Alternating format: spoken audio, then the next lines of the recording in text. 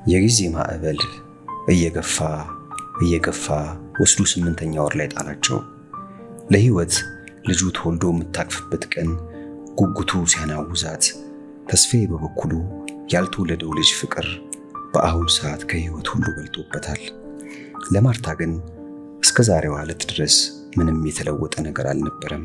ዛሬ ግን ባልተወለደ በሆዷ በተሸከመችው ልጅ ጾታ የሁለቱን አለመግባባት ስታይ አይምሯ ውስጥ አንድ ጥያቄ ተፈጠረ። እንዴት ሰው ባልወለደው ልጅ ይጣላል? የማርታ ጥያቄዎች ግን በዚህ አልቆምም። የልጅ ዋጋው ስንት ነው? ለእናቴ እኔ ዋጋዬ ስንት ነው? ለእናቴ ጤና የምከፍለው ለልጅነቴ ለእናቴ ዋጋው ስንት ነው? እነኚህ ሁሉ ጥያቄዎች መልሳቸው አንድ ነው።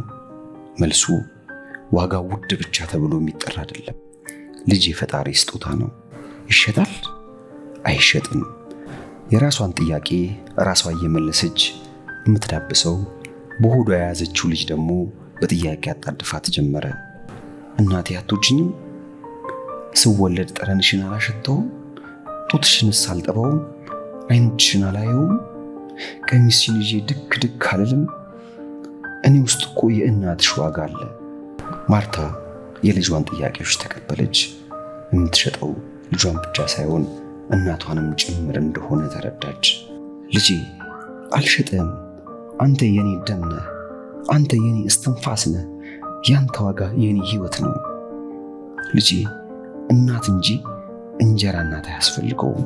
ትዳራቸውን በልጅ ለመባረክ የሄዱበት ርቀት የሁለቱንም ፍቅር አደጋ ውስጥ ከተተው። ህይወት ትብሰለሰላለች። እንዴት ከኔ ፍቅር ያልተወለደ ልጁ በለጠበት? ያመናጭቀኛል። መውለድ አለመቻሌ እድል እንጂ ፈልጌ አላመጣሁት። ለምን እንደዚህ ሆነብኝ? በእነዚህ በማያባሩ ጥያቄዎች ራሷን እያስጨነቀች እንቅልፍ ካይኗ ላይ ጠፋ። ተስፋዬም በበኩሉ ይብሰለሰላል። የራሱን ጥያቄ ለራሱ ያቀርባል። ወንድ ሆነ ሴት ምን ያስጨንቃት? ወንድ ቢሆን ስሜን የሚያስጠራ ዘሬን የሚያስቀጥል ይሆናል። ወንድ ልጅ ከዘር በላይ ነው። ቤተሰብ ይጠብቃል። ሀገር ስትደፈር ከጥቃት ይከላከላል። ይህን አታው ነው አውቃ ነው እንጂ።